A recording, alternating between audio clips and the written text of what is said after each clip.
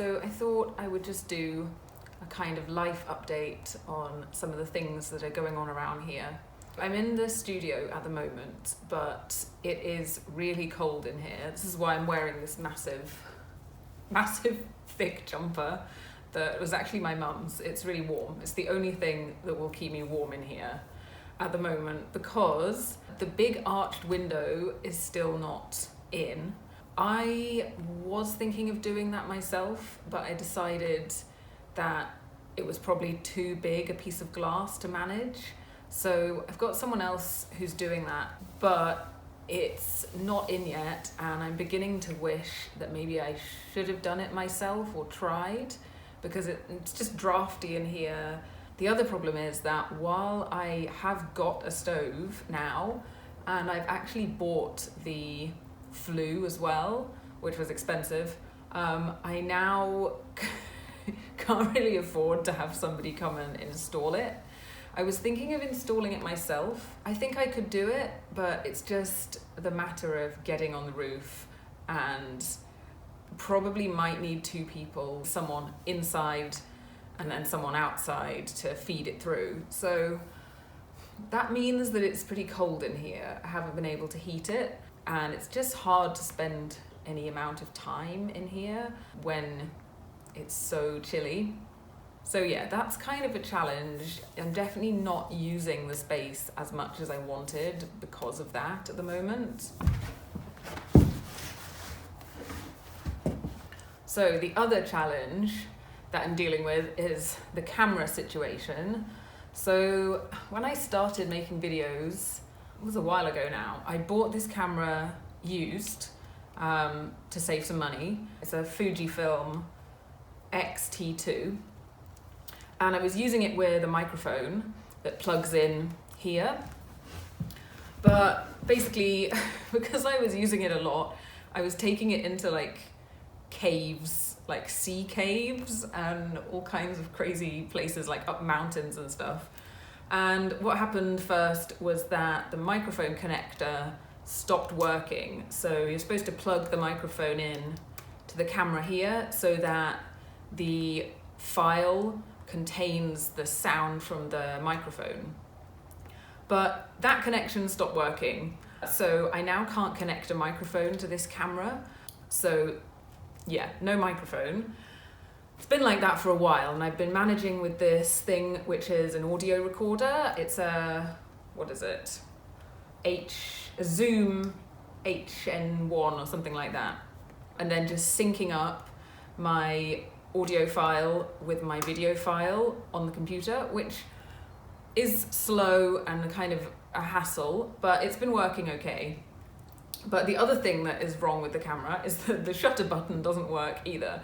So I've been using a remote shutter which plugs in over here.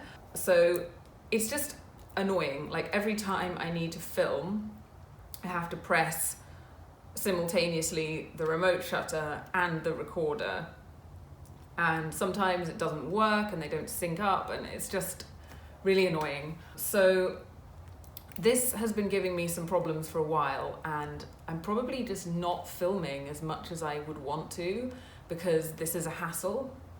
I really want a new camera, a better camera and a better microphone, but at the moment I don't have the funds for that.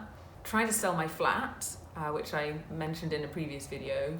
That is just slow probably because of the current mortgage situation in the UK.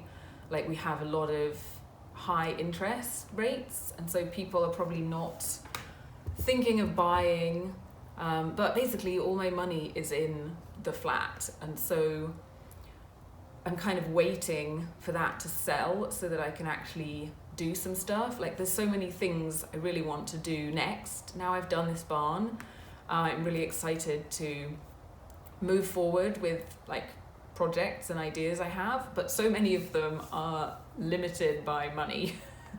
And I'm just like, feel like everything is waiting for my flat to sell. So that's kind of frustrating. Like I decided that instead of fighting with this camera, I might just film on my iPhone for a while, because although it's not as easy to make beautiful, the iPhone, and the way the lens works, it's kind of distorting on some of the shots. It's actually a lot more natural and intuitive to film with an iPhone. So I think I might just try that for a while. At least then I will still make videos, because right now this is really putting me off. Like it's so annoying.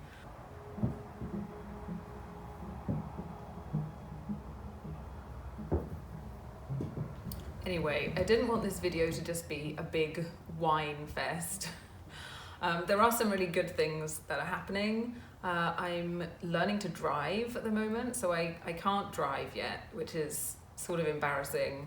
But I just never learnt when I first turned 17, and I kind of didn't think I would need it because for a long time I thought I would work in London all my life.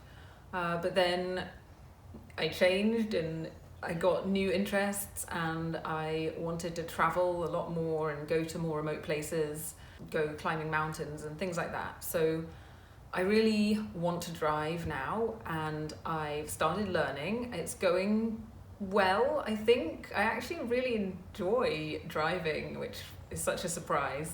The only trouble is that in the UK at the moment, because of the backlog after coronavirus, it takes a long time to get a test, and I had to wait a while to get lessons as well. So, but I'm finally having the lessons and it's good. So I'm positive about that. That's exciting. And if I can pass the test in the next year, then that will really open some more opportunities for like independence, and yeah, that will be really exciting. The other thing that's good is I'm going on a trip to the Peak District with a mountaineering club that I am in. I haven't seen people for a long time, so it will be nice to catch up.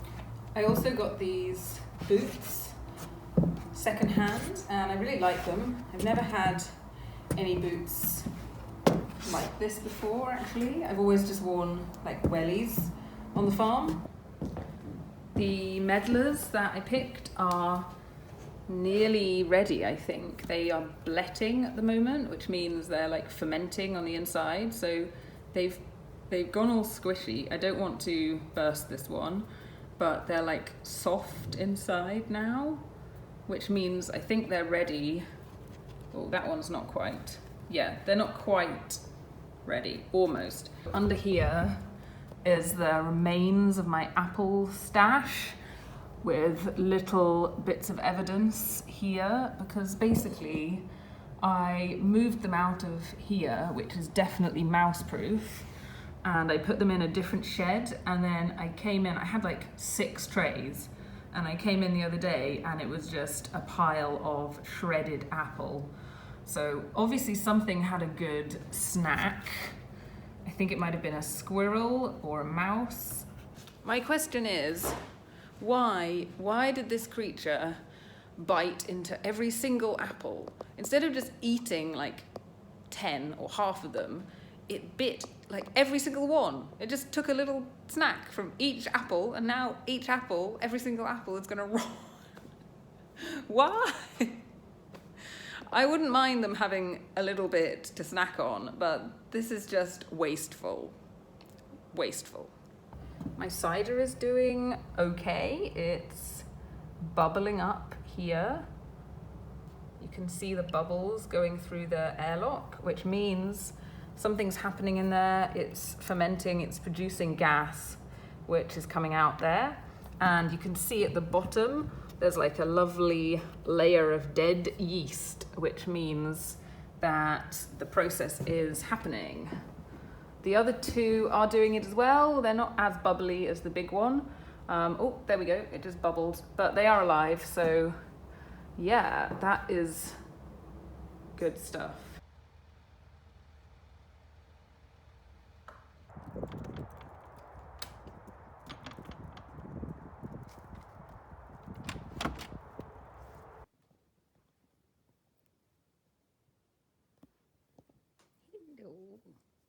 Hello. Hello.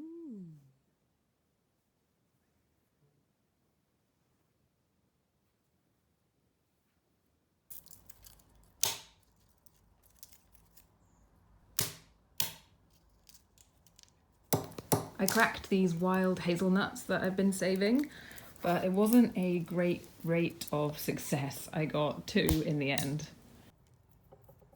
It's really hard to pick them after they're ripe, but before the squirrels eat them all.